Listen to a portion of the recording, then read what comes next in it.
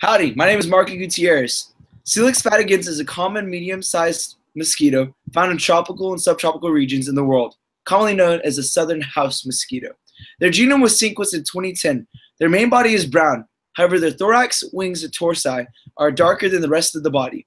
The abdomen has a pale and narrow round base and bands on the side.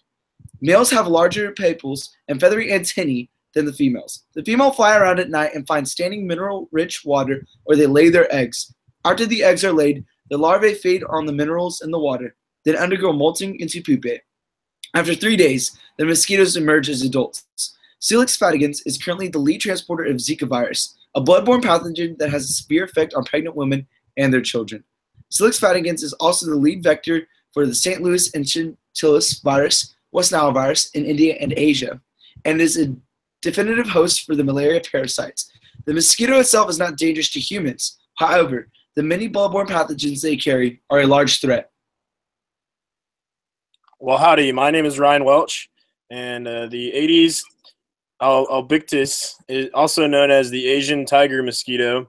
They originate from the tropical and subtropical areas of southern Asia. However, they are more recently have been found to be spread around other countries through the transportation of goods.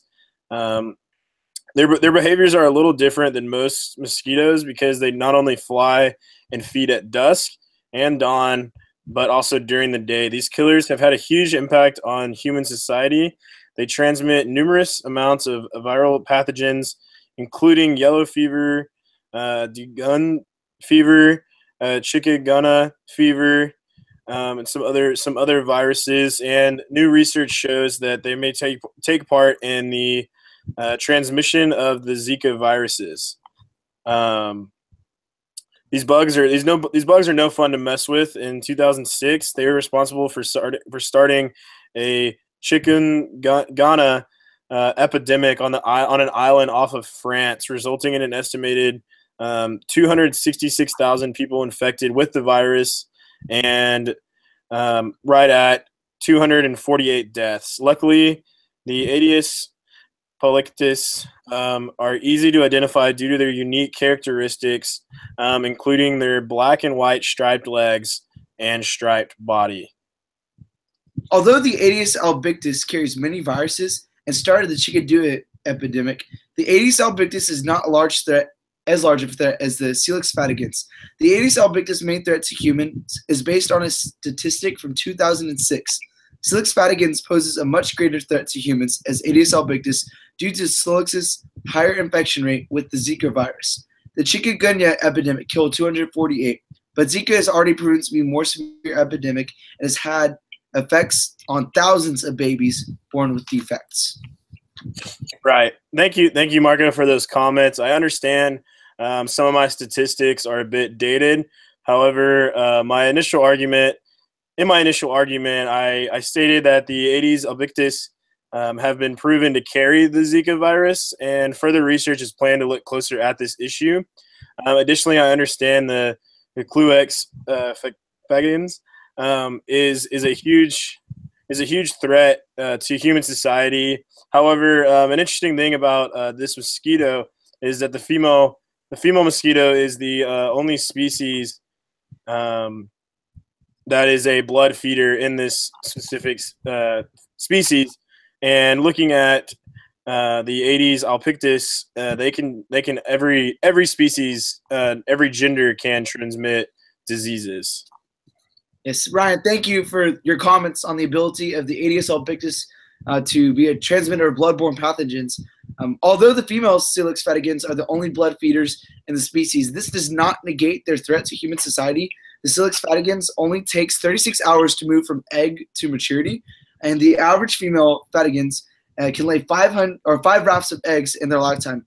Each raft contains thousands of eggs. Thus, a single female has the potential to increase the population by over 1,000,000%. And a study done in a sample of the fatigans showed a 23 to 69 male to female ratio. Therefore, the idea that only females can transmit disease is negated as the fatigans' threat to human society is obsolete due to the sheer number of female mosquitoes in their species. Wow, that's some very interesting and persuading research. I understand the females are the only dangerous ones, but I never knew how quickly they repopulate.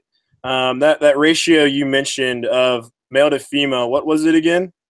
It was 23 to 69. Wow, that's honestly kind of scary, quite riveting.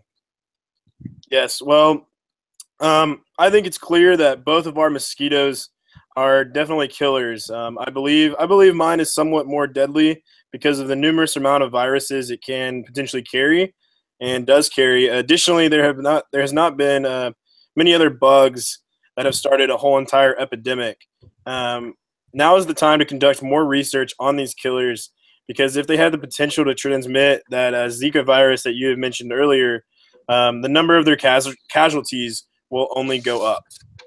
Yeah, clearly, both of our mosquitoes are dangerous due to the diseases they carry. My mosquito poses more of a threat because of the regions it populates and the sheer number of mosquitoes that are in my species. Furthermore, the common southern mosquito has the potential to spread beyond its current indigenous areas, since the Silicus fatigans is found in many large populated areas and has the potential to hurt more human lives than your mosquito series. Remember the 2369 ratio. Scary, right? Quite riveting. Quite riveting.